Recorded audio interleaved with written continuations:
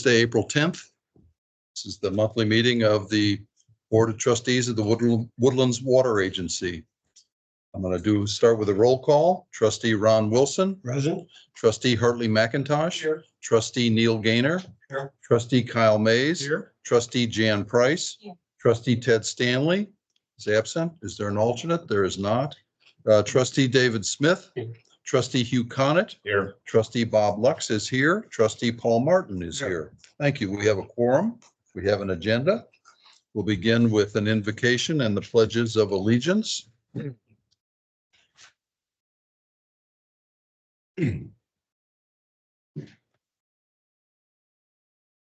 Heavenly Father, we come to you today as an assembled body. We humbly request that you bless our meeting, our community, and our nation. Help us to work diligently, always for the common good and in the best interest of those we have been elected to represent. Guide us to be insightful and prudent in our intentions, visions, plans, deliberations, decisions, and their fulfillment.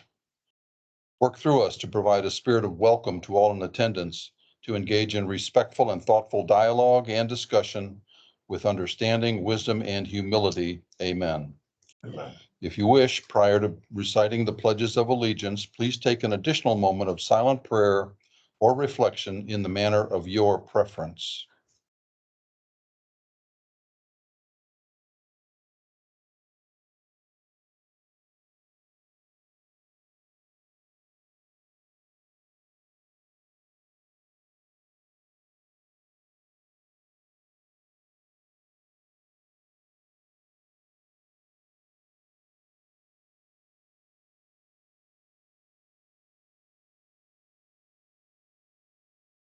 Thank you. Pledge of allegiance to the flag of the United States of America. Pledge allegiance to the flag of the United States of America and to the republic which stands one nation under God, indivisible, with liberty and justice for all. Pledge to the Texas flag. Honor the Texas flag. I pledge allegiance to the Texas, one state, under God, one and indivisible. Thank you. Very good. Comments from the public, Shelley? We have any requests? Thank you. Agenda item number 4, receive update on Texas Water Development Board Region H. Mr. Bredehoff, good evening. Our next quarterly meeting for Q2 is set for first Wednesday in May. So we'll come back at the no trustee board meeting with an update of what took place in the second quarter meeting. Recently, we had some new planning tools released for conservation of water, released by the Texas Water Development Board. We're taking a look at those tools. We'll probably talk a little bit about those tools in our May meeting. So we'll have an update. And if those tools have real value, we'll ask Shelley to put them on G Drive so we all members and what directors have access to tools. But it is apparent that conservation is going to be more and more important in planning. I think our organization here in the Woodlands, we've been on the forefront of conservation. But I think there's an opportunity for a lot of other organizations in the state to catch up with conservation. I think our challenge is to think about how do we set a new standard going forward so we can lead conservation even in a bigger way of how it impacts water supply and quality of life for our community and be an example for the state. So that's my report tonight. Look forward to coming back to our May 5th. We look forward to seeing you. Thank you, Arthur. Okay. Consent agenda, pages 1 through 16 in our meeting packet. Chairman, I have a question on page 13. It's item 7. There's an item, a disbursement for $379,000. I just like an explanation on what that is. Texas Pride Utilities. Texas Pride Utilities. Sanitary sewer rehab is going on right now. I'm sorry, Sanitary sewer rehabilitation that's going for right now. Started last year. The $1.2 million contract, that's perfect. Is that much this? Yeah. Yeah, all right.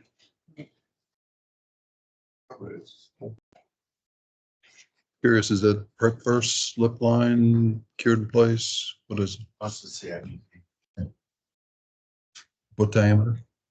Various.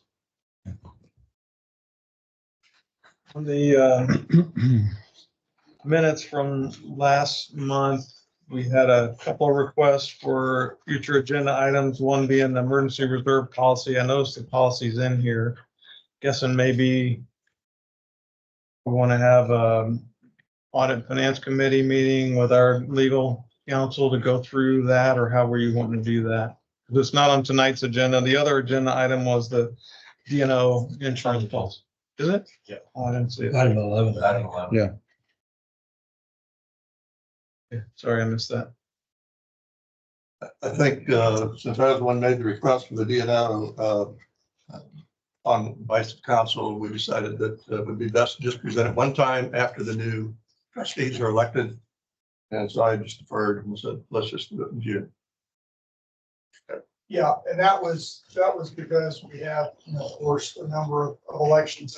They have some new directors and, that's part of what we talk about with new folks as they come in about director responsibilities, et cetera. So I think it's a broader conversation than just the DNO, but it's also, I think it's a good opportunity to expand that to just liability in general. Of directors as part of their service, and so I think it would be better to have it once we have the elections for.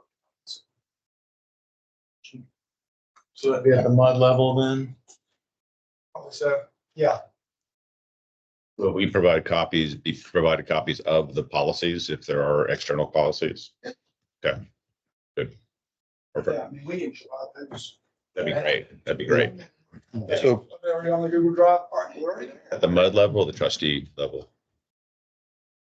so, let me clarify this. You're going to defer to the June meeting or to the July meeting? Because wouldn't the first, but wouldn't the MUDs would get it in May? No, they get it in June. Well, how would we have that discussion with the MUD meetings after ours? Well, so the discussion, I think, is not necessarily a trustee specific issue. It's for all HUD directors.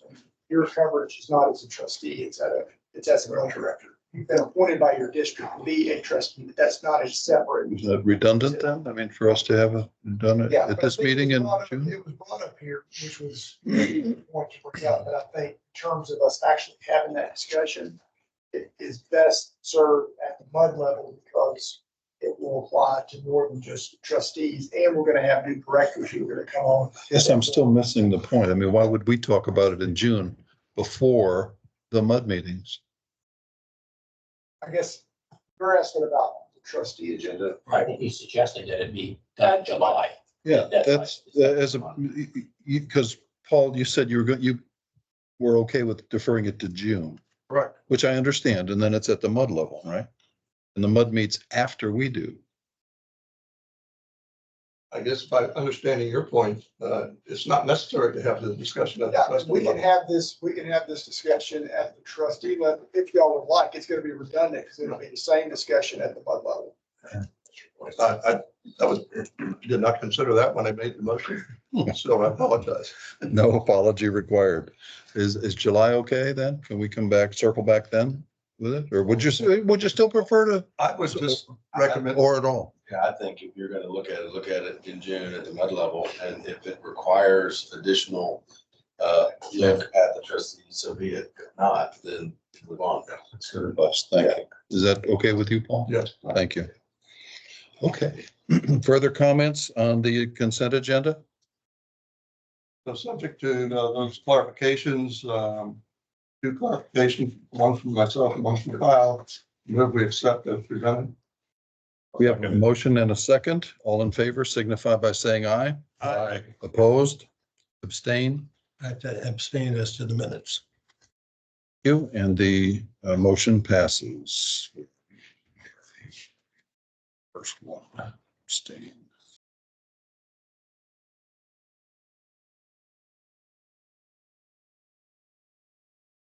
Okay, agenda item number 9, receive the regular monthly SJRA Woodlands Division Report, including updates on operations, projects, and public outreach.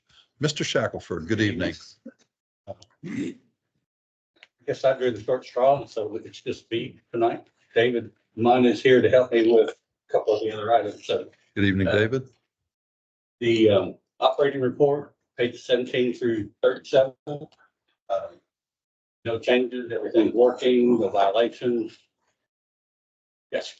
That's the question on page 18. Just a kind of the educational side, I think. So in the monthly accounted for water loss, the last one item is March 31st. It says WWA 6-inch fire hydrant lead broke and 1.124 million gallons. Is that right? Of water? Yes. What is a lead breaking? What is that? That's the connection between the distribution line and the fire hydrant itself. And, Okay. and that's a 6-inch line. And in some cases, if it breaks before the valve, then you have to find valves on the main line to be able to shut it off. That seems like a lot. It is. Is that because it's hard to find the valves? It's highly possible. Do you remember anything on that one? I don't remember that specific one, but. If you look at the description, it says 2 12-inch push-on valves. That would indicate to me that they're on the same, yeah, that's the same one. So it's a 6-inch coming off of a 12. So the 12 are our main line. There's 2 of them. So the 12 would be our You have to line. go up and find the next valve. So Water. it could be blowing quite a bit of water out of the foot. And if it takes a while to find the valves, then water's flowing. You're saying that's the same as this 12-inch water main? Yes, sir. That's the way I read it. The maintenance piece? That's the way I read it. Is that inaccurate, Ed? I think it's under infrastructure maintenance. Is that the same project? Yeah. First item. I mean, the dates are suspiciously close. I just didn't know what the lead was. That was my question. Yeah. All right, perfect. Thank you. Other questions? Still waiting for the county. What's that? We're still waiting for the county on the leak. Woodlands Parkway. Yes, sir. Right now that supply line is valved off. Okay. And we were asked to look to see if there was a way to repair the valve, I'll say inside the pipe, and there's not. And we were told that we would not be allowed to open up the road to repair the valve. And so, Is that in the 2 wells going to be out of? well, I think we're looking at options on how to resolve this without being a major traffic impact, but also not waiting until after January. Right. If you don't repair it, is the line closed? Or is the pipe closed? No, the line is closed. The line, that is a supply line. There is no hydrant on it. I don't see any dollar signs. Because the alternative would be to move outside, just under the pavement, relocate the line at a cost of $5 million. 5 million? Yes, because it's a mile-long line. Right. And the whole length of it is under Woodlands Parkway. So the alternative is relay a new line outside the right of way, acquire easements, or go in and disrupt traffic, take out a panel or 2, replace the valve. And we're negotiating with the county. So it's not a weekend job to replace the valve. It could be. We just have to pick the right weekend that doesn't interfere with an Ironman triathlon. Right. Eclipse. All the other stuff. An art festival or some other activity. The cost of just repairing it in place, $5 million. Less than 50,000. Ed,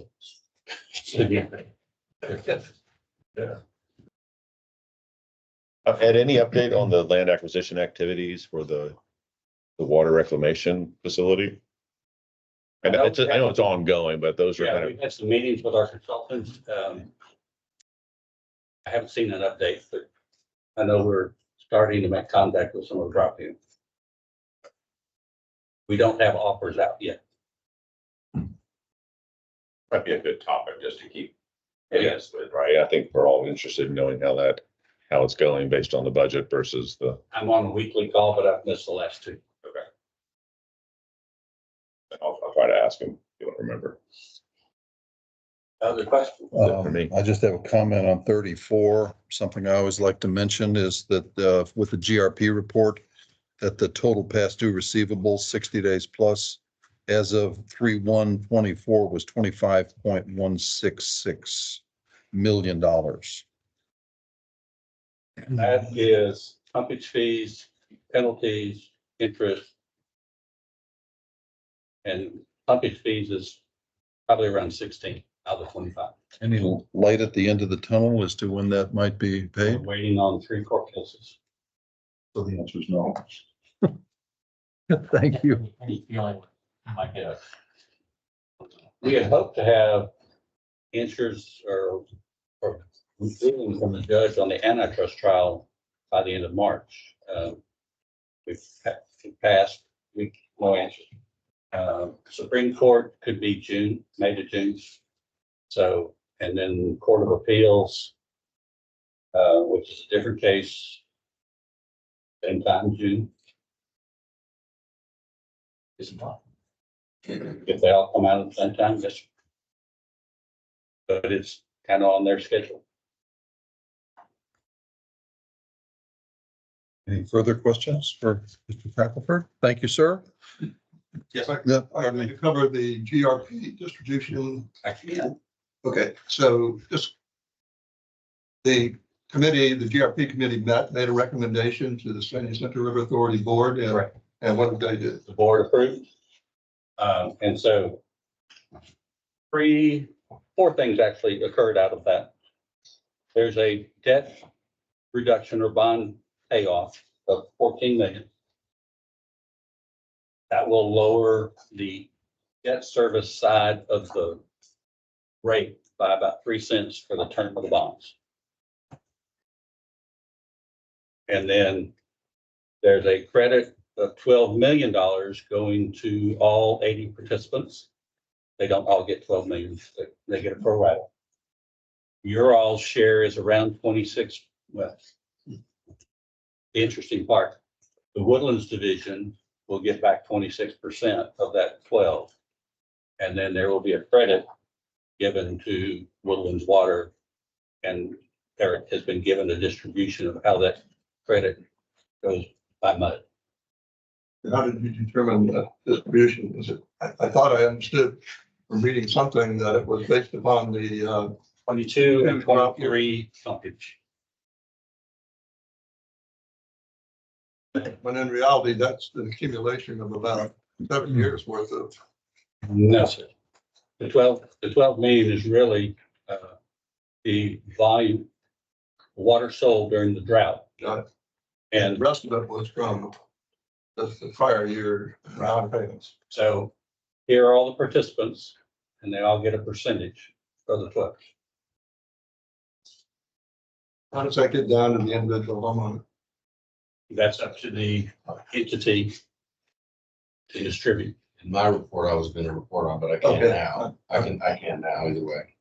Since you brought it up, the total amount, it will come back to and actually this includes 386, but 3.18 million. And the little change. 386 is about 57,000 of that. The rest is the 10 months. So I have the breakout.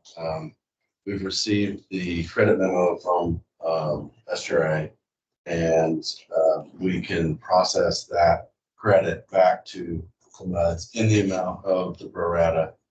We were planning to do that to credit all that back to all the MUDs on the April financials. You're gonna show that distribution detail next week at the MUD meetings. Yes. Yeah, I was gonna bring this up at the MUD meeting, more on the issue, and I can bring up each MUD's share. The shares You can imagine that the shares range from about 120,000 to just over 700,000, the bigger districts, and everything in between, obviously. Is that based on SFDUs or how do you, what's the program? It's based on the 23 line. But I mean, for the distribution as to who gets how much. That's it. It's based on, well, the percentages that they gave us based on the usage. Based on usage. Yeah. So what's going back to the MUD? What the MUD does with it after that, whether it goes back to the residents or goes into your budget to keep you from. So each MUD's individual usage that was the determining. Correct. Thank you. 2023 Thank you. 2022, 2023. fiscal year, Correct. fiscal year. 2022, 2023. Yeah. Fiscal. Gotcha. Yeah, so Well, that's good news. And if we get Conroe's money, we'll be able to do something similar. When But you get them. If he said, I said when. Other questions? Further questions for Mr. Shackelford regarding the agenda item? Agenda item 8, that is concluded. I believe that Mr. Shackelford and Mr. Munn will be handling agenda item 9. Is that accurate? Correct. Gentlemen, you're on.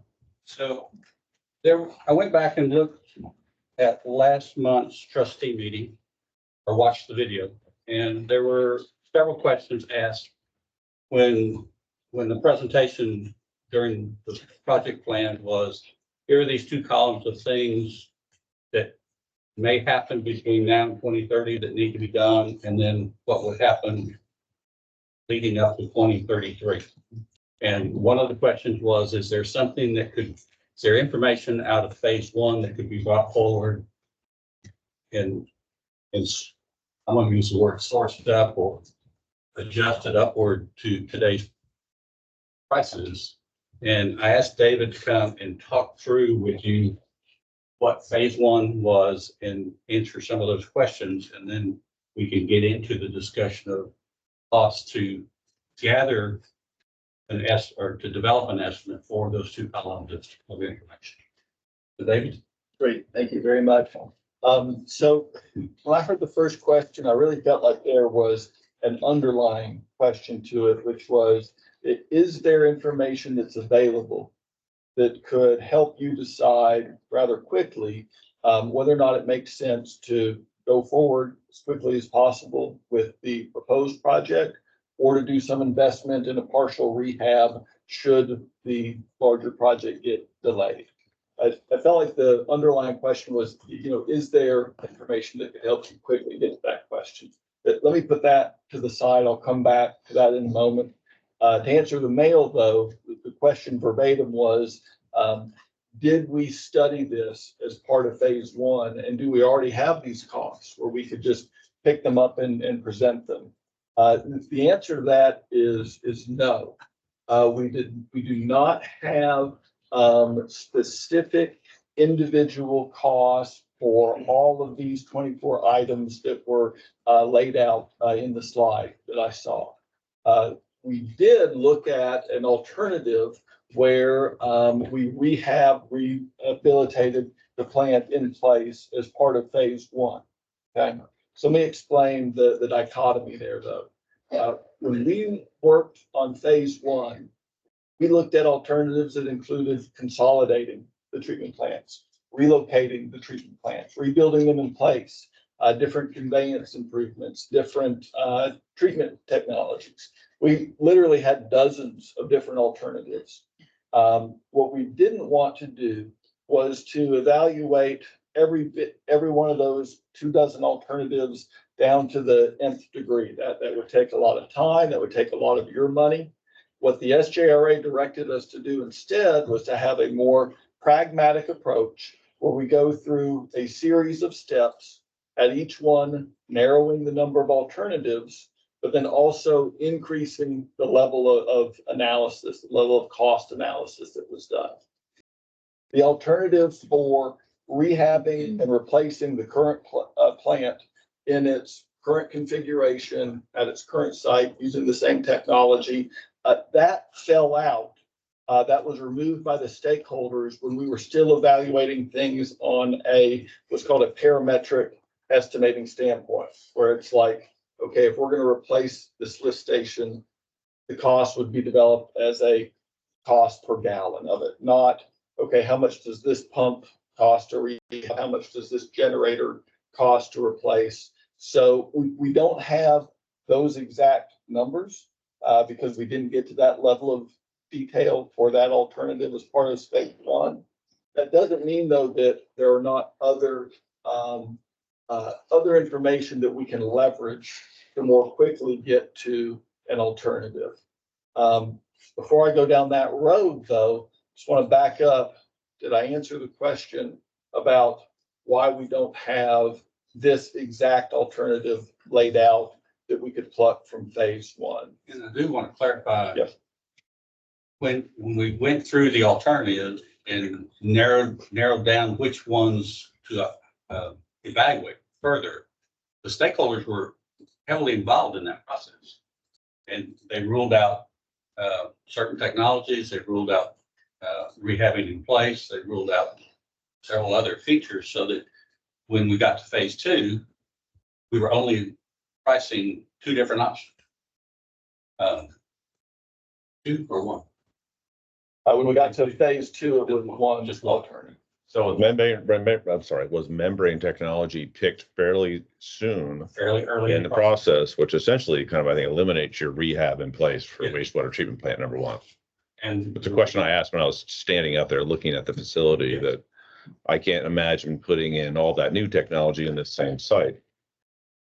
and but still maybe keep the tank the- operating. Right. But I think maybe you're hearing now is, well, what about the rehab consideration? Because when you pick a technology, you end up with a $300 million cost tag. Then you go, maybe I can't afford the technology.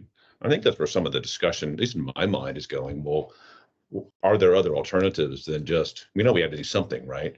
Well, back to comparing the conventional process to MBR. I understand the technological difference. I think it's great, but sometimes you just can't afford it, right? I'd love to have a lot of new things. That's all. I think what's coming out of some of this. Did look at other alternatives. So for the case where we build a brand new plant on the adjacent property, we're not piecemealing and rebuilding a clarifier in place of the old clarifier on the existing site. Right. Let's say that we just moved to the adjacent site, but instead of doing the membranes, we do a more conventional technology. We did look at that, and that carried its way through the alternatives, maybe about midway or so. So we had gone through a couple of gates of eliminating alternatives. And what we found was for this application at a very high level, we felt that the cost would be cost competitive for the membranes versus conventional. Go into more detail on what cost competitive means, From a but TCO perspective, like total cost of operation, is that how you were looking at that? yes, Capital plus operating? based on a 50-year life cycle. And where's the crossover? And where we said conventional, that's basically the type of process that we got there today. Right, understand.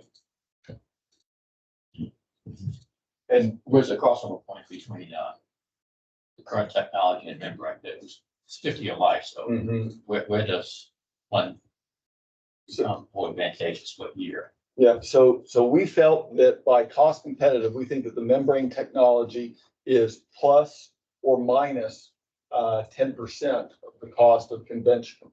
So the installation cost may even be 10% lower than the cost of conventional. So that would dictate where that crossover point is. But what we do know is that they are cost competitive, and it provides a higher level of value. Now, whether it's plus 10% or minus 10% is going to come down to a number of factors. How you handle wet weather, what the mixed liquor suspended solids concentration is, other terms that, you know, might not be meaningful to you guys. But at the point in time when we were studying it, based on what we knew at that point, you know, we felt that it was equal to less by 10%. And in the, I think it was stakeholder meeting number 5, we told everybody, you know, we're carrying this at about 80%, or excuse me, 90% of the cost of conventional. And as we move forward, it could potentially fluctuate between plus or minus 10%. And the reasons for the MBR was higher quality effluent, anticipating future TCQ, more stringent discharge regulation. There was one other thing. Yeah, so your current plant is struggling with some of the same typical issues that other municipal plants deal with. Bulking sludge, mixed liquor concentration issues, and the MBR is going to eliminate those. MBR also plays into what I consider the strengths of the SJRA. They've got a great IT SCADA department, and their capabilities really fit well with what the MBR requires for operations. So I think what I'm trying to say there is that there are going to be some ease of operation advantages, the advantages that Ed mentioned, and then just from a footprint standpoint, it's going to be smaller, which means more space for tree buffer, better odor, noise control, et cetera. Also allows for expansion if down the line, decisions made in the plant to down to the plant.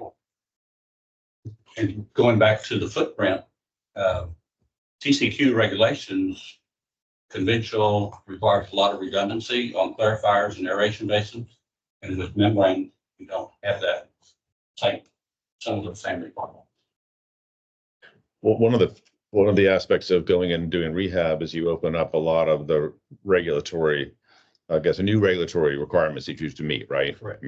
So what was grandfathered in perhaps 5 years ago, 10 years ago, 20 years ago, that comes all current, and now you have to start making everything up to current regulatory specs, correct? Correct. I think that's how I understand it. It works. That makes a lot of sense to me. You know, we were asked to kind of say, well, if you delay, you're going to pay for all these things on this piece of paper. There's 2 columns without any costs associated with that. That's, I asked the question, well, how much does it cost? Can you come up with, give us a ballpark? Is it 1 million, 5 million, 10 million, 20? And are these all absolutely critical things that have to be done? One was a generator, in fact. You know, I think when some aeration basin, you can put aeration basin 1 back in service without any cost to it. So it's hard to kind of factor in a delay. That was the next part of it. Because the funding that makes it most sense for us is to actually would cause a delay, I think, right? At least I think I'm nice about us. I mean, some people. So I think that's something for us to consider. At least to have it. What's the trade-off? I have no idea what the trade-off is. I go back to, you know, we joined here this summer of 2022. So if you go back to your 10-year plan, that you've given us, it's published in February of 2022. And you look at the cost to maintain, 10-year plan cost to maintain wastewater treatment, to maintain all of the wastewater treatment system. It was $67 million for 10 years, 6.7 million. We did not have a plant in there because we didn't know what those costs were. And that they, But I guess what I'm wondering is, go back to rehab, right? We go back to rehab, and we start to look, you know, I guess to me, there's 2 steps in rehab. First is a operational measure, it's that we have a performance issue, and then we address that with capital expenditure. So we seem to be missing the operational measure and the need for capital expenditure. We have this list here, which I'm interested in cost too. And, you know, I understand this, but it might be in a rush, but in reality, you know, it doesn't seem like we should be in a rush. We should be diligent. And, you know, there were no movies that I could watch to show us what happened in those meetings. I mean, I'll be honest with you, I'm glad you finally said that we don't have any data because, I got probably a 3-foot stack of books now. Mhm. I've been paging through and really not finding anything. You have meeting summaries, you have That's what I have. Presentation. copies of the presentations of everything that was presented to all the stakeholders. And there's not many numbers. For a capital project using these fewer numbers and facts, and it just seems like we skipped those steps and jumped in right into the new plan. And if you had, cursory choice of, here's 4 items we can look at, and we narrowed it down to 1, but in leading up to those selection of 4 down to 1, I don't see any. I'm going to go back and I'm going to reiterate that we did not include a lot of that towards the plan because we didn't know the final outcome of the stakeholder studies. And we had, if you go to the year prior, there are projects in there for the wastewater aeration basin. That's why I struggle with. You normally, you have some measurement data, then followed by chemical discussion because of performance issue problems. And then we go to, a solution section. But it seems like we don't have 1 and 2, we have 3 for solution. And I struggle with that and You're looking for data where the plant is failing to meet permit to then justify an improvement.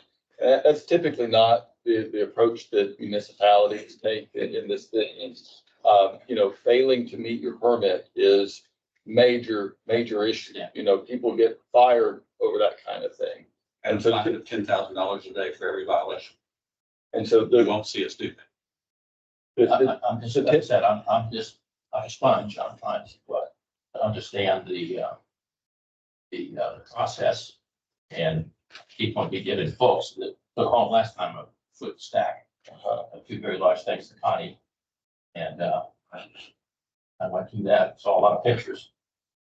And I'm just concerned that we don't have, like I said, this idea, don't have the cost. This list You're here. prepared to talk about that. And if I could touch on a couple other things, in my career, typically clients don't wait for failure and then start to react to it. Often what we do is it's desktop computer modeling of processes, looking at the influent flow, doing sampling to try to predict how close you are to potentially busting a permit. The SJRA has done that. There's actually been 3 different studies that all kind of come to the same conclusion, which is the plant as it is today should not be able to meet the current historic loads. As engineers, these process models, they are conservative. So the fact that our models are suggesting that they should be out of permit, but yet they're not, that's not terribly surprising. Again, we're usually pretty conservative, but it does raise a major red flag for us. We're very concerned. Earlier you mentioned they're not seeing a level of urgency. Everybody in here has a different perspective. I definitely respect everybody's perspective. From my perspective, having seen the numbers and looked at them, I'm very concerned, and I've been kind of trying to communicate that up the chain. And so I just wanted to make sure that was clear. The second thing, Ed, when you're ready, we have been talking about, okay, how can we address this concern, the question that you're raising of, well, the plant's in compliance, why should I spend any money? We've been talking about maybe some ways of fleshing that out and providing more data. I can talk about that, Ed, whenever you want me to. It is more time that's going to be spent studying this. And I would encourage everybody to just maybe weigh the advantage of getting more data to the cost of delay. This is $290 million plus project. is probably going up $1 million a month just by escalation. So time is, Well, the other question besides just the cost of fixing the wastewater treatment plant, number one, as it is in place, is if we fix it and we spend 20 million or 50 million or whatever the number is to fix it, then how long is it going to last 50 more years or is it going to last 10 or 5? And so that's kind of important. yeah, and that is a perfect setup for one thing that we wanted to talk about. Really, we've got two paths that we can go down. One is, all right, we're gonna bite the bullet. We're going to do the large project as quickly as possible, and we're gonna go down that pathway. The other one is we try to delay that. We try to defer that out into the future by spending a little bit of money now, hopefully pushing that out. And I've heard you guys say it a lot. You know, the way to compare those two cash flows is through a net present value analysis, which is better at the end of the day. That is the first step that we would recommend taking to answer this question. Okay. We've got one cost estimate where we've spent months, really years, working with vendors, pricing things out to a pretty high or pretty to a certain level of accuracy, I'll say. The question is, well, we got this other alternative, right, where we do this partial rehabilitation. Does it make sense to spend 4 months and hundreds of thousands of dollars costing that out to the same degree as what we have for the facility master plan? I would say no. All right, let's not delay the decision further. Let's not spend all that money if we don't have to. So the question is, well, how accurate do you need to be? Going back to that net present value analysis, that's kind of the first step that I would do, and something that we've been doing back at the office is just looking at, okay, where's my tipping point? Where's my break-even point that says, okay, let's just make believe that it costs $40 million to do this rehabilitation. Let's say that our net present value, we did a sensitivity analysis to figure out what that tipping point is. Let's say that number we found was 40 million. And we knew that, okay, if it was $1 more than that, then the net present value would be less favorable. If it was $1, $2, $1 million less than that, well, then it is favorable to do this partial rehabilitation. But my recommendation would be figure out where that tipping point is, figure out where that break point is, and then we start doing cost estimating. We start with the low hanging fruit. And what are the big numbers that we can easily grab from here or there?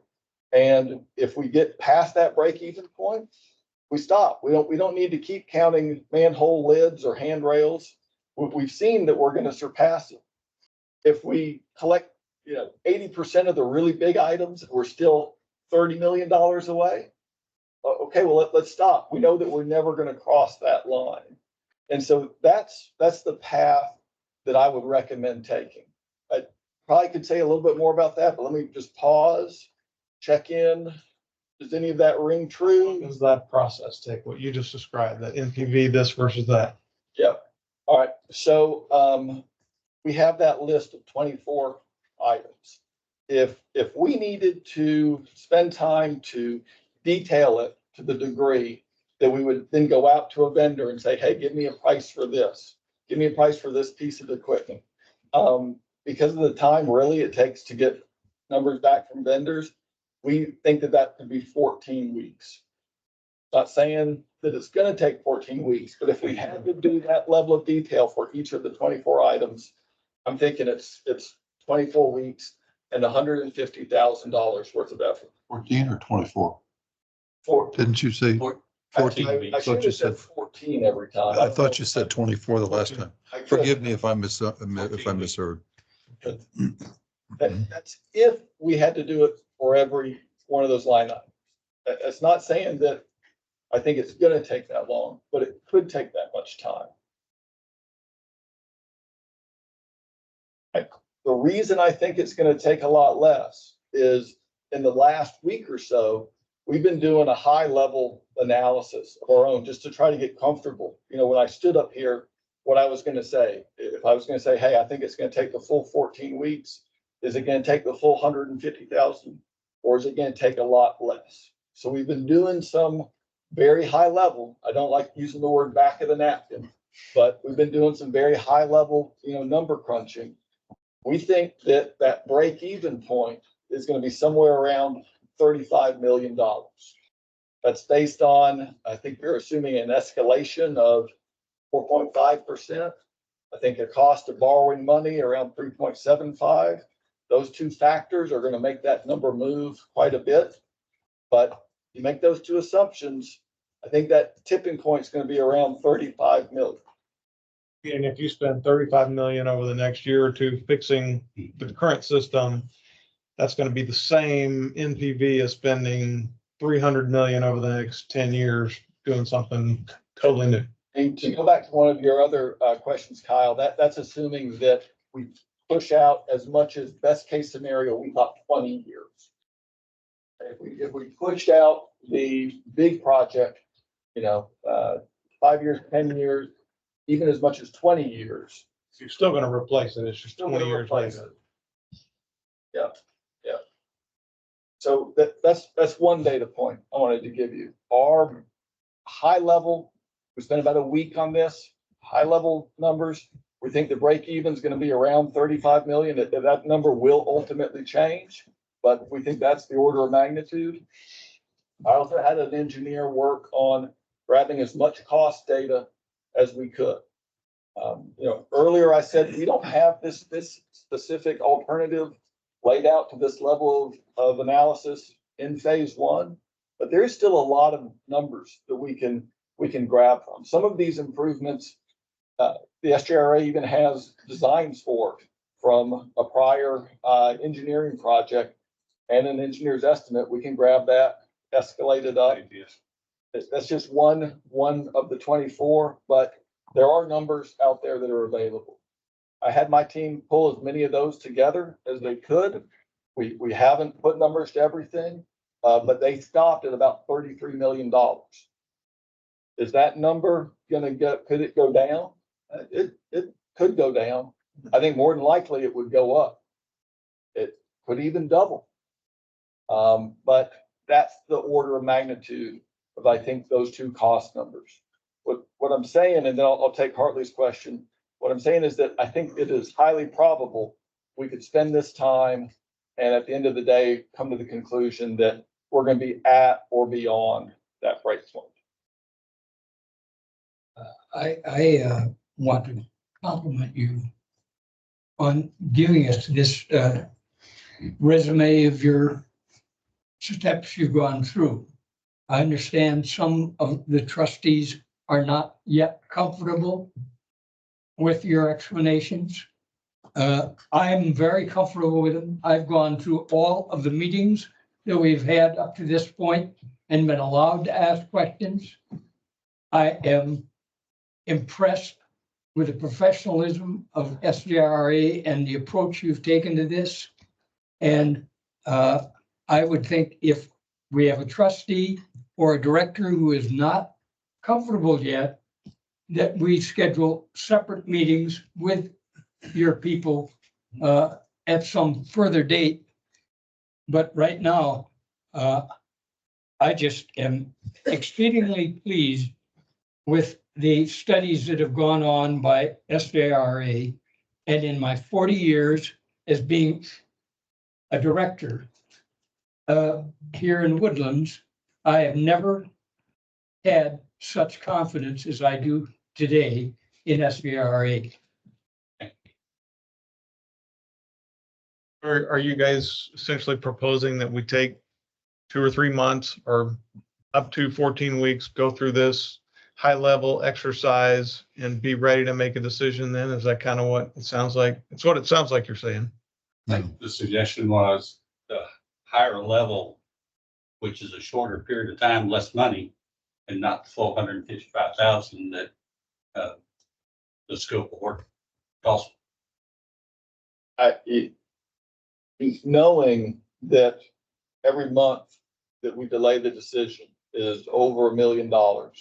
And looking at the numbers that I've looked at, my recommendation would be, let's move as quickly as possible to get y'all comfortable with the decision that you're gonna make. If your decision was, okay, let's spend 2 weeks, maybe have a meeting or two with some one-on-one mud directors. Okay, if your decision was, we've heard enough, we're ready to move forward and just thank you, but no thank you for your proposal, I would be okay with that as well. I'm an engineer, I like numbers, I like increasing the level of certainty, but I also know that in this case, especially in this market, escalation is just driving clients to need to make decisions sooner than later. Well, I think this is a big improvement. I mean, I was struggling with this delay conversation because I didn't have anything to go by, right? And not all of us got the same information you got, Hartley. I'll just say it, right? In our MUD meetings, because we weren't stakeholders, if we weren't a stakeholder. So some of us just did not get the kind of updates during that process. So maybe we're playing catch up. I'm not sure. And some of us come from a background where you do a lot of analysis before you spend any money.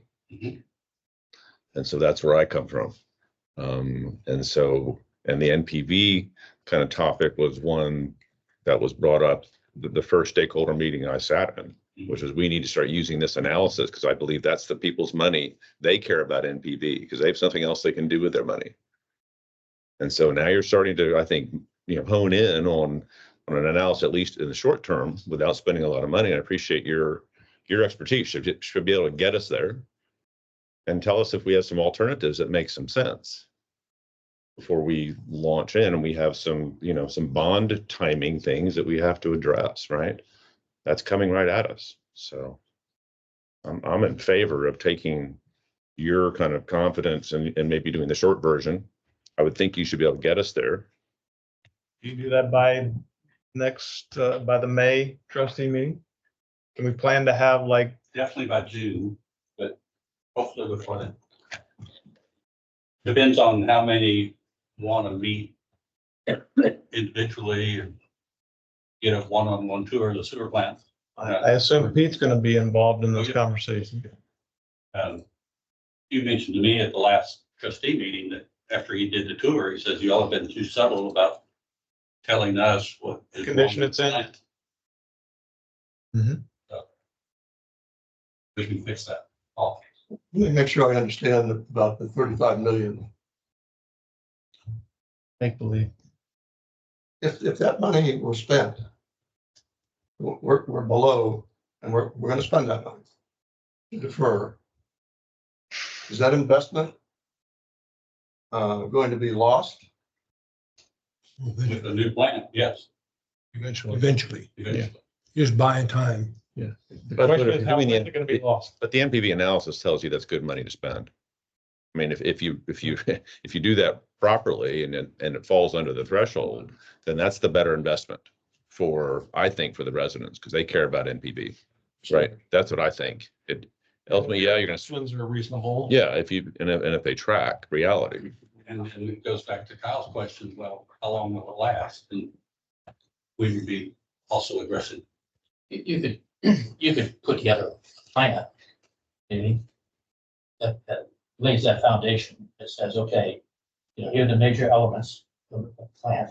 And if we make these investments, it extends the life of these elements. You lay out something. I guess I want to stress is that, the people of the Woodlands want to find out about this water cost going from $104 to $250. I want to point that out, that's the cost of the debt. Right? That's not the cost of the increase of, Lake Conroe, down the pipeline, to there's other costs that are going to be inflating at the same time. And so we're talking about the people's perceptions, like the costs are going to be, But it makes you realize, wastewater. right, they would have, I know, but, the 500 million we're talking about included Water It's a and pipeline. If you start looking at that cost structure, you start adding in Conroe division, GRP, pipeline, water plant, because they're gonna escalate in cost too, right? You're not That money gonna. isn't the cost of the debt, it's the cost of the projects that are financed. But the consumer who gets his bill at the end of the 10 years, it's not gonna be 250, it's gonna be something above that. Not based on the analysis we're doing. Then what happens? So we're not gonna have any cost for the Woodlands division increase in the next 10 years? You'll have operational costs. Operational costs, that's what I mean. So when they sit back and look at this bill, it's not gonna be 250, it's gonna be something above that because all these other costs will escalate. You mean, I understand the debt portion.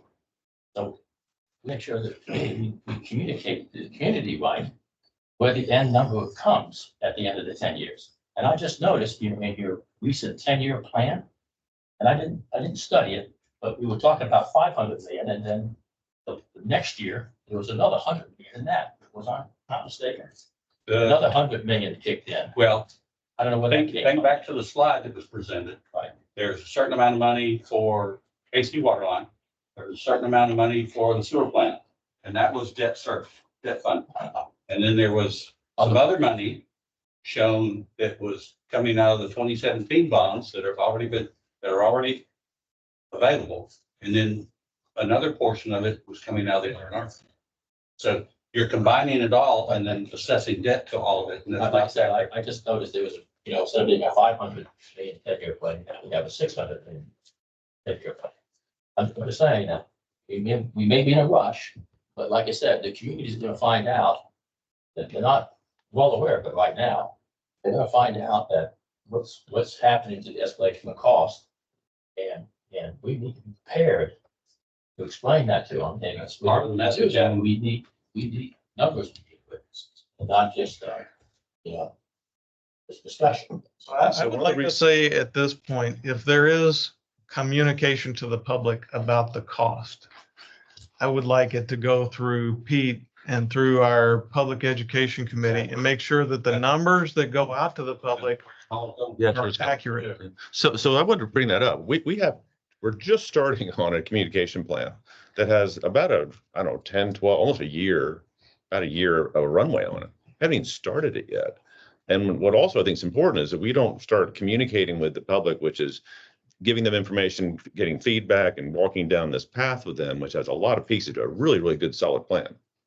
If we have made all these decisions prior to that, I think we're a little disingenuous in communicating with them and giving and showing them transparency on something we've already decided.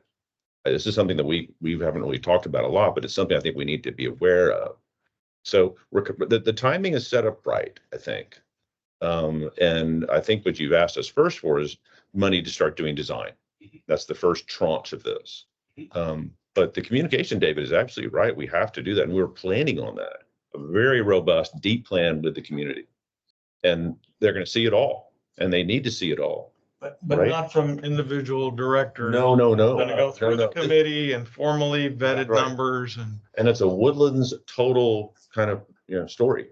It's not just mud 47 or 46 or any of the others. It's the whole story, and it's waste and it's fresh water. It's the whole story together. And I'm excited about that because, Neil's done a great job putting that committee together.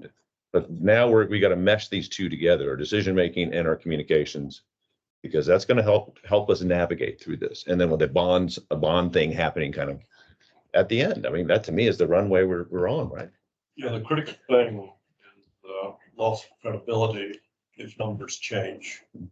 So. Well, the numbers are going to change. They're Yeah, gonna I know, change. we have to- Those numbers. They are going to change. To build that expectation into the messaging.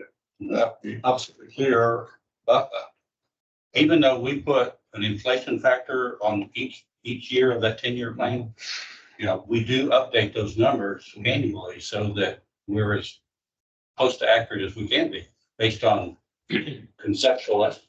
So without trying to point in direction for PC, it would seem to me that we need to look at the track record of projects as they've gone through time from several years ago up to the present. How has that? We haven't. Yeah. So cost expectation and actual. You know, we've seen cost per gallon on wastewater go from $20 a gallon to $35 a gallon in less than 5 years. Those are the kind of numbers Yeah. we need to have right now. We've seen that with their analysis. They've done that Yeah, analysis. yeah. That's why I went from 160 to 280. Yeah, but to have it wrapped. Yeah, I in- agree. In the message. I agree. That's what I'm trying to. Okay, Sorry. so. Didn't mean No, to no, have we're a good. PC meeting. That's good discussion. All right, so we can do the shorter version. Won't be the full $150,000 that's in the scope.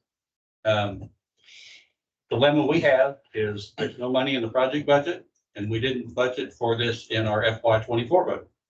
So we're probably talking still 50, 60,000. Can it come from the Lone Star refund? What's that? Can it come from the Lone Star refund? The ground? So we're needing a funding source to be able to move forward. And I don't like asking because Eric's mentioned to me a couple of times, it always seems like we're asking. There's always seems to be a new ask that involves money. Yes, Things we're evading your question, I sense. But to go to the question of funds, do we have existing 2017 leftover bond funding that is there's available? still for the some project? bond funds around. We could apply for the Water Development Board to add this in. But that takes money away from another project that's on that list. So in other words, you've committed it all already. Yes. And it's in the budget, the project plan presentation from last month, where that money is assigned. Use some of the excess funds we just Sure. returned. More cap. 5 million and change? I mean, there's, No, not bad, but you wanted to take the TRP money that you're getting back. There's no designation, no. Unrestricted. Yeah, that's unrestricted money to y'all.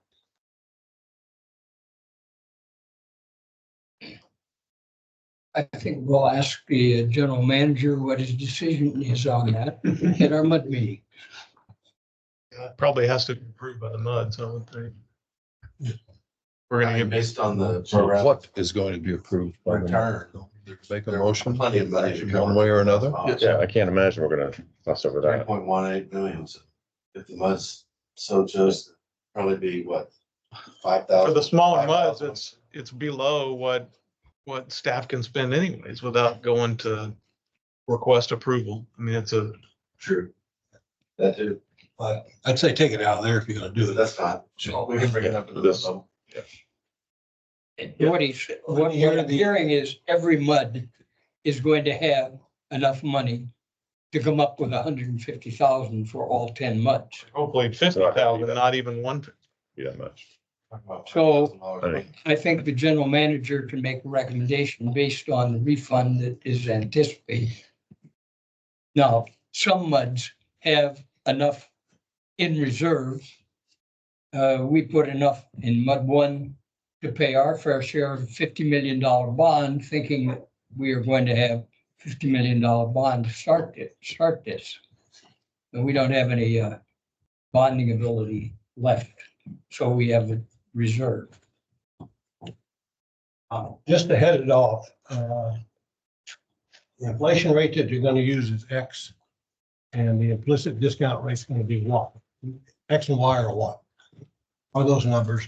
I want to make sure everybody agrees with those numbers, and we don't a month and a half from now say, well, why didn't you use 6.14? So what are the numbers you plan on using? Interest rate, 4%. Or not interest rate, inflation rate. Inflation 4%. Call it, we would call it escalation. Okay, And we would start at 4.5 to 5%. and it would maybe increase. Is it 4.5% compounded per year? 4.5 over the 50 years. It would the assumption would be it's averaging out at 4.5. So that's not compounding. of the bond. Okay. And the interest rate you're gonna use is what? And the price of borrowing the money, we looked this week at 3.75. And we would want to talk to somebody, about whether or not we want to assume that that's going to change. So that's the over time. that's the present value discount rate. And that, and we would assume that the discount rate is equal for a municipality. We would assume that the discount rate is equal to the cost of borrowing the money. Does anybody have a problem with that? Can I test that last statement? Just, can you help me understand why? I will do my best. We've got economists that kind of help us out with this thing. But unlike a private entity, you have a private entity, they can decide, okay, am I going to invest in this project? Or am I going to invest in this project? Or am I going to put my money in the stock market, right? The SJRA, the MUDs do not have that ability. But the residents do. So that's what I want to remind you of that you're using their money. And they would like to get something out of their money in the stock market. So that's, I think, I hate to interrupt you, but I know you're going with it, but I really want us to understand this because they do have an alternative. And it's not 3.75%, hopefully. They would expect to get a different return on their long-term savings. So I'm just throwing that out there as a point to consider. And I really think before we go any further, need to lock in on that rate. And you can come up with one, then somebody said, why didn't you use this? That's why I bring the point up. But we have to look at the municipal finance side of life too. We can't anticipate what the private sector is going to do or what the resident would do with their money. They're always going to want to invest in something that's going to make them money rather than a public improvement project. Some might decide to go buy the bonds that would be sold. But they buy it at the same rate that we. Yeah, and you're kind of doing apples and oranges a little bit, because if you're thinking that you're after tax, we take money markets for example. If you're going in a money market, it's a taxable market, yeah, you're at 5%. If you want taxes in because you're in a high tax bracket and you don't be able to get the benefit of that, what is your money market looking like? Taxes in money markets free. That's a good point. Which is going to be shared to what they're looking at, which is taxes in bond financing. So, you got to look, if you're looking at what hypothetical resident's going to get in return, I think you're probably pretty close, rough math, apples to apples, if you're looking at taxes in return versus taxes in financing. So just that point. Yeah. I just want to have the discussion. I mean, you made the statement. I wanted to understand what was taken in it. I don't necessarily. Part of the comment. I want you to consider our return. Bob Lilac did his net present value during the stakeholder meeting. He realized that we're not dealing with a pot of cash sitting in the bank. We're going to sell bonds when we need them to move the project along. And when he realized that, then he decided net present value, it doesn't really apply in this. Well, yeah, they kind of offset each other. I was thinking part of that, right? And you can sell 30-year bonds. 25 or 30. 25 to 30. And is there a sinking fund? When like the bonds we have every 6 months, we have a payment we have to make. Yes. This goes to the sinking fund. There would be a debt service reserve fund and a debt service debt fund. And typically is that 1/30th? Oh, yeah, It's 1 year's payment. 1 year's payment and 2 payments. So 2 interest payments a year, typically April and October, and then the principal is paid October. And so like on the GRP, that's a $33 million a year payment. It's just a 30-year bond. You're not going to have principal payments until the end, unless you're talking about principal payment into the reserve fund. Well, you would know with the way our bonds have been sold lately, it's Laddered out. Yeah, laddered out. Say that again now? The way SJRA has sold bonds in the past, it's an annual principal and interest payment. The annual principal and interest. 2 interest payments a year, 1 principal One payment a principal year. payment, and the principal payment is equal to let's say it's 30-year bonds, 1/30 Depends. Divided by 30. divided by 30. Is there a capitalized interest portion usually on the front end? Sometimes it depends on, in this case, we would probably do a cap I because give you all time to build some money to be able to start paying us back. Pay the annual cost. Once long-term funding is identified, you probably pull out. Right. Yeah, right. No, I get that. So it would only be the The third first issue tranche. that would have The first tranche. It'd be a zero coupon. Can I try and capsulize the question? I'm very confused, to be quite frank. People have a lot more experience in some of these matters than I. I want to try and simplify it if I can. The ask is to spend $150,000, up to $150,000 for a 2.5 month of delay, which is going to be an escalator or probably 1 million or $2.5 million in the project. Is that correct so far? Okay. So don't know that I agree with one point Okay. in there. The escalation, if you assume 5% on a $290 million project, is over $1 million a month. So when you say, if we're delaying this by 14 weeks or roughly 3 months, I thought I heard you say something about $1 million, and That's what I thought I heard, that it was $1 million a month, each month of delay. a month, so 3 months would be 3 million. Okay. Yeah, you're right. And Three- you're basing that calculation, $1 million was like, On simple math, $290 million project. Let me finish out now that I've been corrected. May I please finish out my thought before I lose it? The educated professional guess was a 35 to $40 million delta. And the team took this high level approach and they stopped at 33 million. They couldn't get to the delta number, right? Is that? No, so let me rephrase that, because I can see where you took that. We stopped at 33 million because we ran out of time. Oh. That was yesterday. They stopped counting. So they have more work to go. But we stopped at 33. Not Okay, it wasn't an arbitrary stop because you hit the 33. Okay. Okay. I just wonder if we're spending another $150,000 of the people's money, which is actually going to result in $3 million worth of expenditure for something that the professionals already know the answer. Is that off base? Is that totally wrong? That's not off base. I can totally see how somebody would come to that conclusion. Correct. I believe that's the ask. $150,000 for 3-month delay, which is going to cost $3 million to the project. And you already know you propose highly educated professional opinion of the outcome. We know that list of 24 items could easily total $33 million. So I'd like to make a proposal then that you Is this a give your, motion? yes, a motion that next month you finish these calculations and you come back here with a specific recommendation backed up with the numbers that you can, the break even point, whether it's 50 million or plus or minus. And then we have a vote and we vote up or down. And of course we could still delay it again if we have new information, but I mean, we're not getting the answers that everybody wants to hear today. And so we need to do something to move forward. And it seems like if we authorize 50,000 plus for the next month to come back with a better answer, more detail than what we have today, it seems like that's a good step.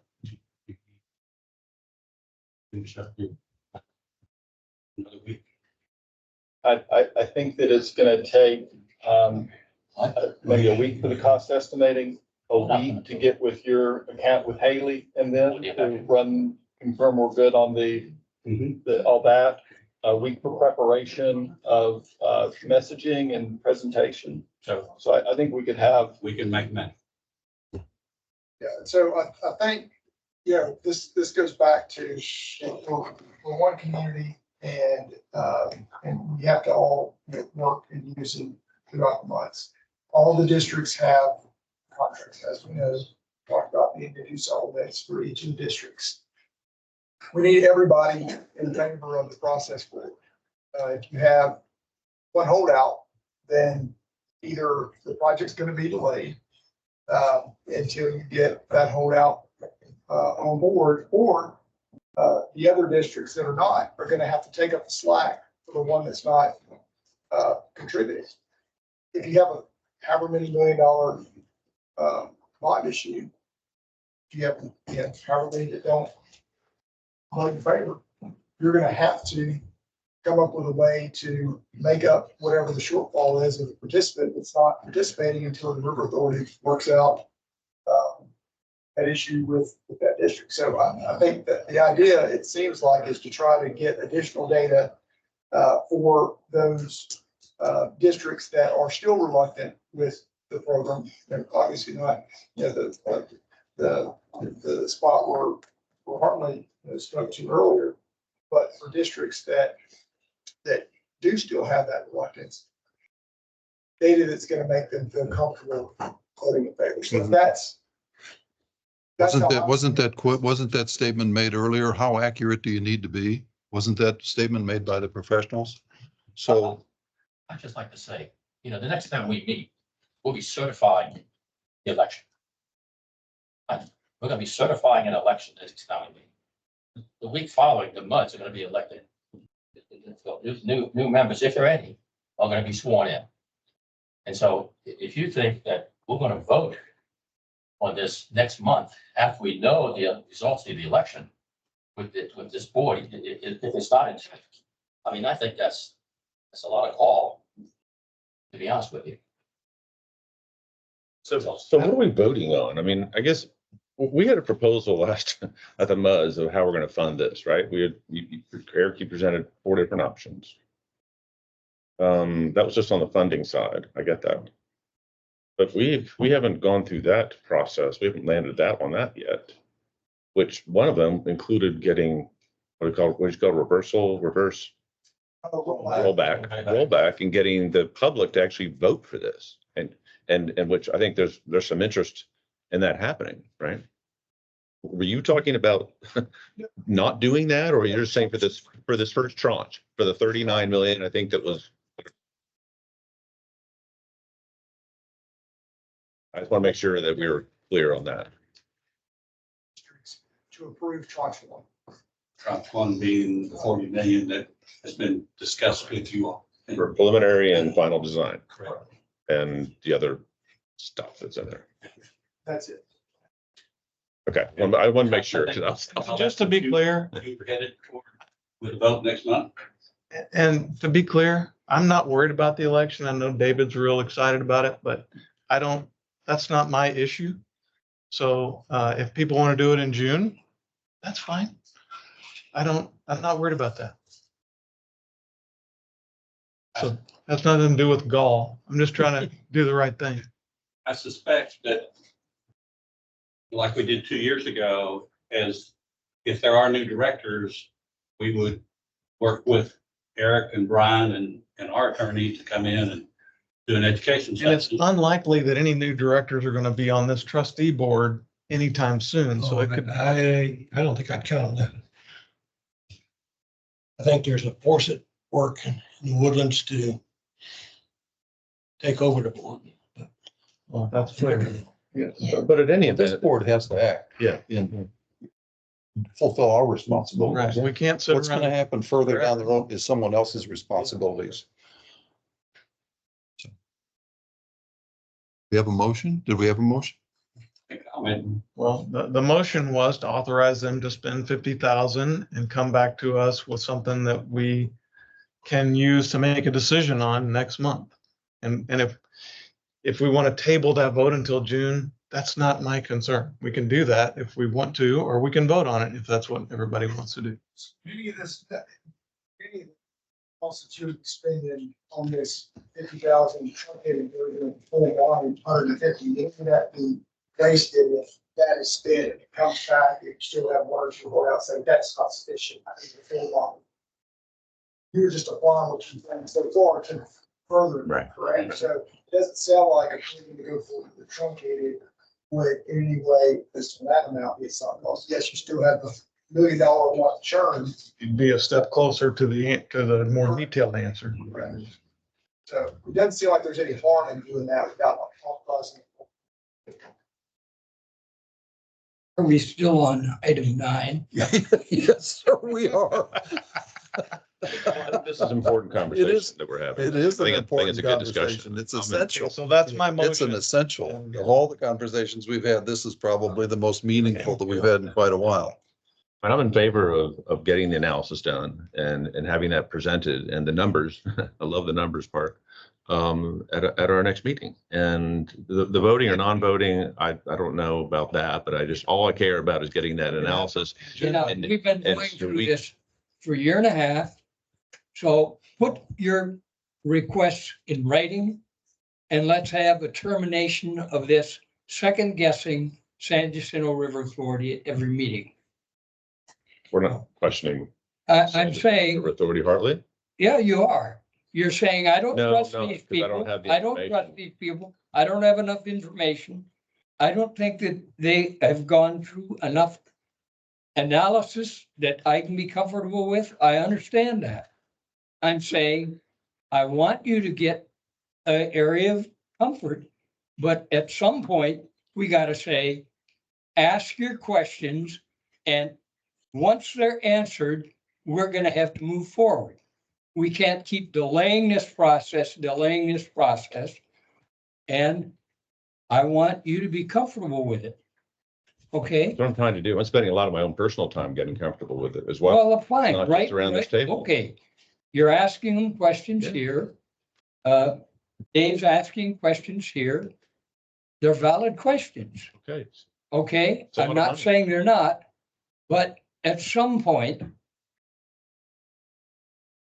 we can't ask questions continuously if we want to move forward. We got to trust the people we have hired and professionalism of those people to move forward with the project.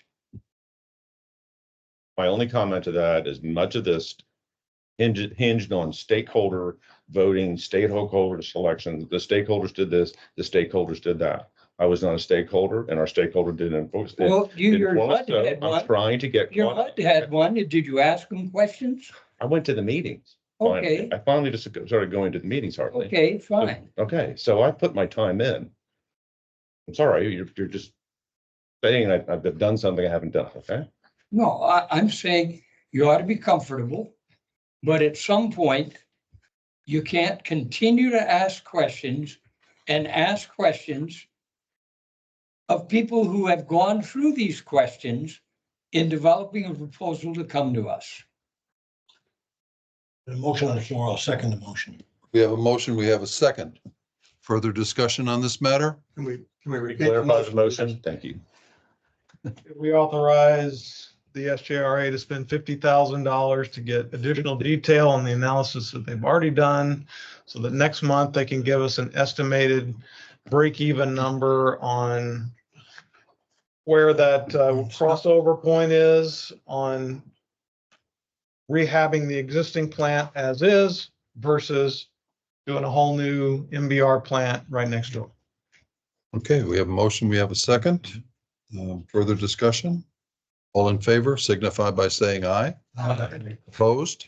No, We have one no vote. The motion passes.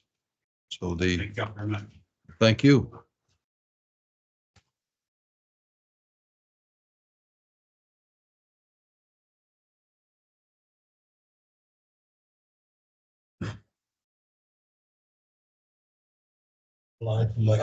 Okay. Thank you, gentlemen. Thank you, David. Have a nice trip home. Okay, we received the attorney's report, agenda item number 10.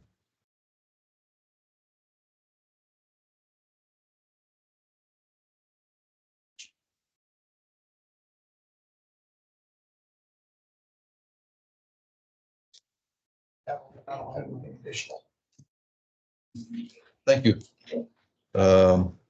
Agenda item 11. Receive and discuss operating reserve, R&R fund and emergency reserve policy. Yes. General Manager Peterson. Last meeting, there was A little bit of a discussion about the policy itself. I believe, Trustee Martin requested this agenda item be on the agenda. And I believe, Trustee Gainer also had some comments or questions about, the policy as well. So we'll put it on the agenda. The resolution of excess funds is in your packet. Within that is an area, that identifies the emergency piece of that, emergency fund piece of that. So it's all in that overall resolution. So there's three reserve funds. My request was just talk about the emergency reserve fund. And it does not say, in the portion of emergency reserve, what it conceivably be used. In other words, I think the last meeting said originally it was set up to cover the cost of building a new water well. Can you send to give us some guidance on that? What is that designed to be for? Which is now 2.6 million, by the way. So I was going through and looking, because I don't have the history also. We have uses of the reserve. On page 44 of the meeting Yeah. packet. Yeah, that is Page one of seven the, of the one of contract. the reserve funds. They have many. So what we would consider emergency, catastrophic failure of a 30-inch water line, not a GRP line, but a Woodlands water, estuary water line, a transmission line, if it were under a pavement. You know, it broke, water comes bubbling up, shooting up between the curbs and through all the joints, and you have to take the road out, shut everything down, replace the water line. Or it could be a 72-inch gravity sanitary sewer line that collapsed under a road. It could be not so much a water well failing now because we got 50% surface water coming in. But keep in mind, we've got an operating reserve of 3 months to work with. You got R&R fund to work with, and I think the progression is first you hit the operating reserves, and then if you've exceeded that, you go to the R&R fund, and then the emergency is the last ditched effort to fund something. And so, and I've done some checking with our accounting group. I've checked with Chris Neeks. Have we ever had to pull anything out of it?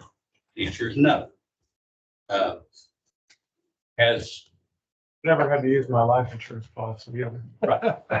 And I don't want to see a 72-inch sanitary sewer line collapse under a roof. Or I don't want to see a 30-inch water line that's under pressure break under a roof. It would not be fun. But that's the type of emergency that these funds would be useful. And you wouldn't want to just put a little bit of money in there to cover one. You'd want to have a little bit of, I'll call it redundancy or additional money in case you had two of those in 1 year. Is this a new policy? No, sir, it's been in effect since 2014. 24. We set it up when we had 6 wells, okay? And if one of them went out, we were really in a problem. But there were only 4 months then. That's changed. Okay, so your two scenarios, Switch to a small. what type of cost range are we talking about in both cases? 15,000 people. I'll give you a reference. The GRP line that we had to repair in the middle of Research Forest here in Africa had a leak on it. Not a geyser, just a leak. Started seeing water bubbling up through the joints. To take the pavement out, go in and repair the line, put the pavement back was about $650,000. Spent over 8 days. So if, you know, depending on what's going on, availability of material, pipe material, that sort of thing, you know, you could have something. If you didn't have a section of 30-inch pipe in stock, you had to go source it. You know, that's not a common size. Well, it's a common size, but it's not always on the shelf. You know, it might take a couple of weeks to get a piece of pipe in, get it installed, put it back together. That's a good reference point. Thank you. Okay, now, that 2.6 million should be earning interest at current rates, which are in the 5% range. Correct. So you're talking about $125,000 a year roughly, give or take. That can be added to that 2.6 million a year. And I would propose that we eliminate that clause in there that talks about the engineering cost of, that escalation each year. And just leave it with the interest adders. When interest goes to below 1%. We'll rebuild. Because it went for 10 years without us making those engineering record adjustments. Mhm. So another question I had was, in the event of a future year where we have a very wet year and you end up, you don't have enough money for the project and you come to us for a cash call, is it possible to use that emergency reserve fund? And we apparently can only go to half of it, if I read that correctly. Can we use that emergency fund for that purpose? I'm gonna say possibly. I would have to do some checking internally. But then we'd have to replenish it within a certain period of time. That's, yeah, I understand. 90 calendar days, What's that? 90 calendar days. Well, that's if we have to call for money. Yeah. You know, let me find a piece of paper. And any kind of agreements like that have to be signed, and agreed to and certified by the general manager and whoever all these other folks are that agreed to the original Understand. resolution 14 years or 10 years ago. Further discussions? Neil, anything? Yeah, just like my only, as discussed last month, is the use of excess funds that was rolled into a single package.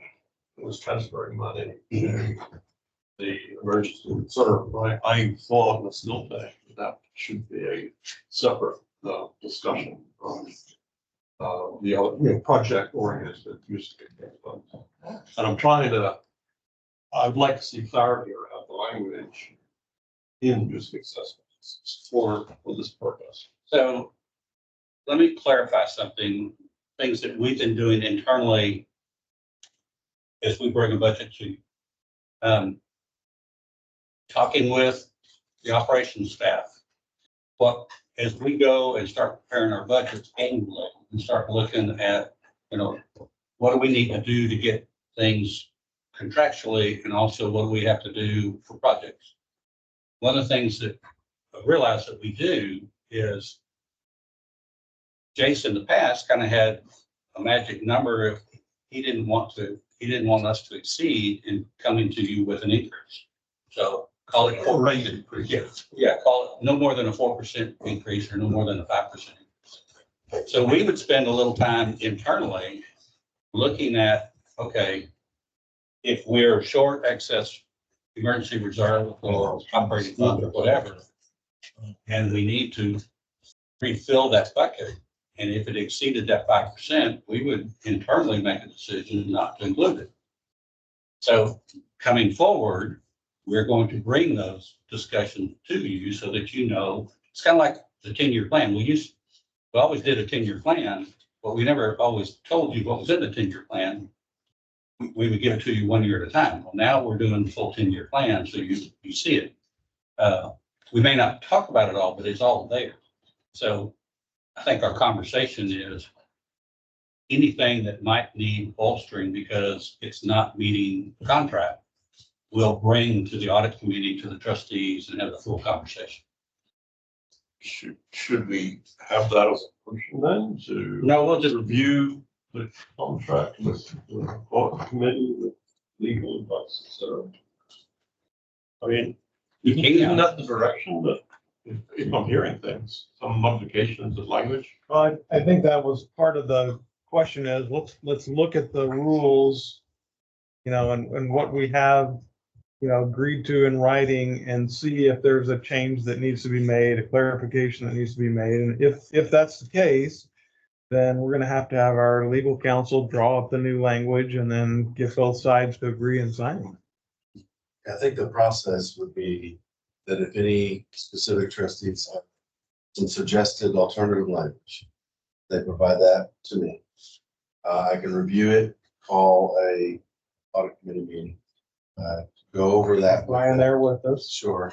And then if there is a recommendation that comes out of that, then it's made to this board. And then if there is an approved alternative language that the trustees vote on, a yay, then you can have council on that. That would be the process as I see it. Brian, would what General Manager Peterson just advised, does that require a motion by this board? Not at this point. I think if you get to the point of having a proposed revision, we could think through how that would most make sense. I mean, really, if you look back in page 48, back talking about refunds, it's pretty flexible in terms of discretion by the trustees for a refund. If the trustees want to self-impose, sounds like what we're talking about, self-impose additional restrictions on how that decision is made over and above the more flexible language that the River Authority has set out, then of course trustees can adopt their own policy that is more stringent than the River Authority policy to determine whether or not you're going to allow for a refund of excess and on what terms. But at the end of the day, it's SJRA's policy, right? No, SJRA's policy is just to take make a decision about whether to do a refund or not based on the majority vote of the trustees. How the trustees decide what's required for a vote to We're gonna take refund. this apart. Excuse me, I didn't mean to step on. Right. If we're gonna take this apart and as General Manager Peterson recommended, collectively get written comments from the directors of areas of concern, bring it to the Audit and Finance Committee for review and restructure. We can't change this policy. I mean, we can make a recommendation for, We can ask them to change. right, Correct. okay. But what I'm saying is you don't need that. Just the language in here, page 48 about refunds is really tracking the agreement among all the MUDs that created Woodlands Water to have budget decisions delegated from the individual MUDs pursuant to their contract authority to this entity. And I'm saying you could do the exact same thing. You don't have to go and ask the Board of Trustees and SJRA to amend their policy. You could have your own that sets out the parameters of a vote to do a refund. It would still comply with what they've already got in the books. It's just over and above. Even though it doesn't require a motion and therefore it won't be official, does anyone have any particular objection to this approach that General Manager Peterson has recommended? Because that would ultimately result in a vote, potentially. Right. And a majority, and a Yeah, majority yeah, vote will right. carry, just as that provision says. Yeah. Yeah. Right. Okay. Yeah. See if that would, further enhance or, be in addition to what's in the policy. So, I don't know. It's not emergency reserves and I got how to build a clock. But, all I asked is what time it was. Right? Tell me how to build a If I clock. could take another minute, there was Please do. questions asked in the MUD meetings last month and also at the trustee meetings about if some of the money from the excess funds that was approved to be retained by SJRA were to come back. The question was, what does that look like, the money wise? Okay.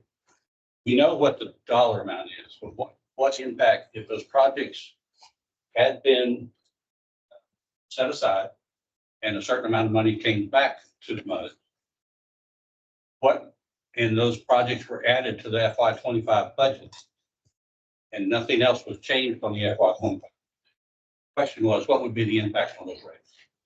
And so I wanted to give you a little bit of information on that. So on the wholesale water, by taking two of those projects and that affect water, that would be a 60 cent rate increase on the water. Say that again. It would be a 60 cent per 1,000 gallon rate increase. So now that we're in the operating budget. Yes, and that's assuming there was no rate increase because of operation and maintenance. It's just because these three projects got moved from from excess funds to FY 25. And nothing was, that $3.5 million wasn't, I'll say balanced. And that's 3.5 out of 5. Yes. The wholesale wastewater rate would increase by 28 cents per thousand. So when you look at an average bill, call it the 10,000 gallons a month water, 6,000 gallon a month sewer, that would be an 11.5% increase on an average. That's how much money? $7.08. But so where those numbers come from is 1 cent on water. Well, 1 cent per thousand generates $28,000 for water. And then 1 cent on the wastewater rate generates $53,365. And as opposed to that, it would be a refund. I'm sorry, as part of that, the question was, would there be a refund check? And how much would that be for the average? Well, if the three, Assume it's 12 times that number. no. Okay. Now, in one case, the water. Aren't you just, So for example, the wastewater treatment plant, Creek Flash Fire, it had an estimated cost of $1.185 million. That 28 cent increase would only generate $887,000. So it'd take a year and a half to build the amount of revenue to do the Creek Flash if that project had been deferred. On the emergency reserve and town center water line, that generates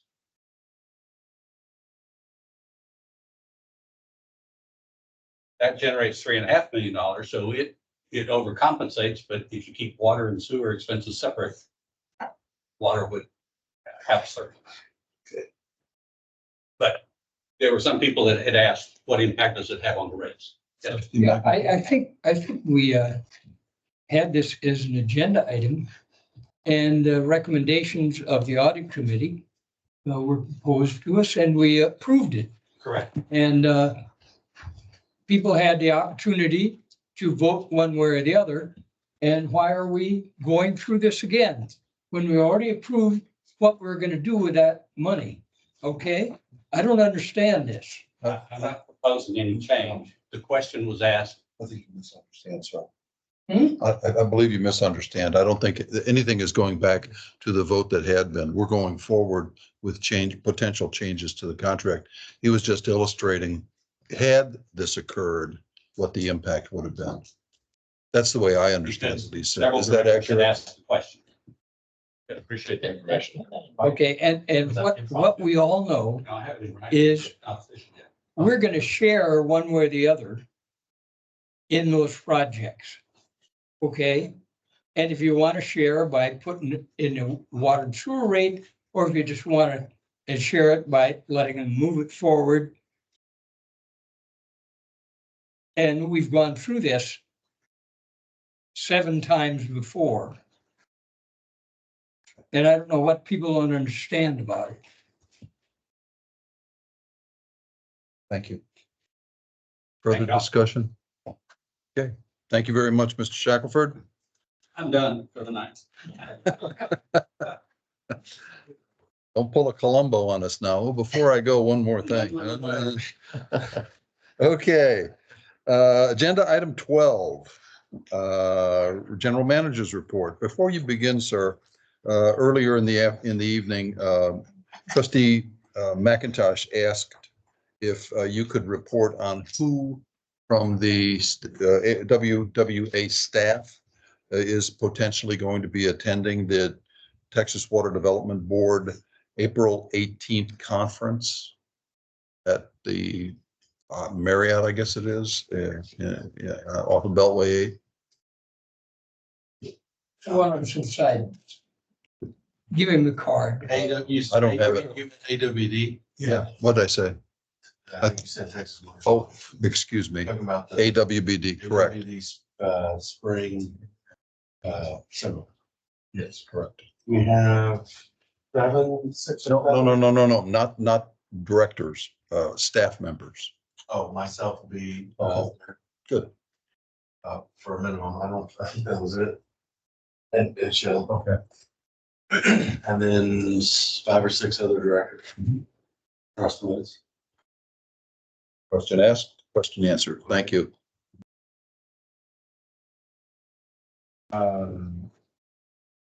Yes, was going to remind everybody of that, that you can still sign up for that AWD presented seminar.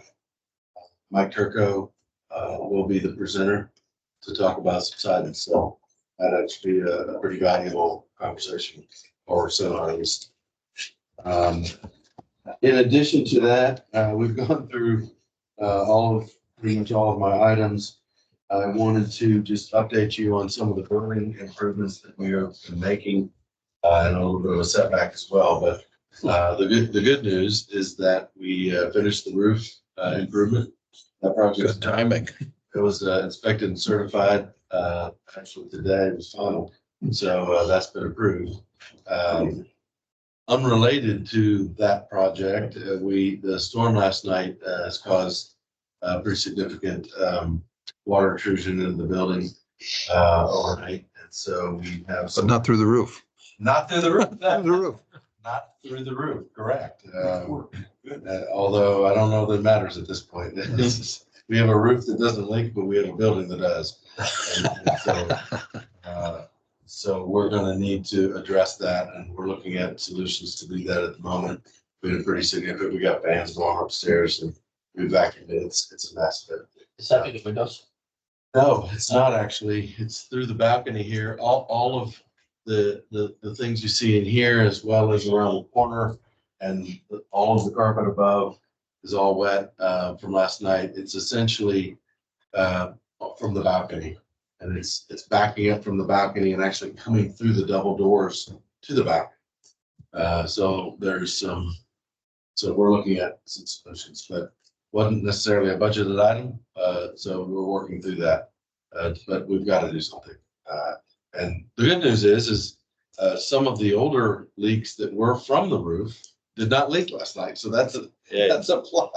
So that part didn't work, but we have some other issues. So we're working through that. We hadn't had that budgeted in, but we're working through it. And then kind of more lighthearted, but wanted to point out, if anyone noticed, that we're going to, you will start to see some visual changes throughout the building. The first of which you can see there on the wall behind you. You can see a new version of the map. You can see behind Paul, Trustee Martin, the old version of that map.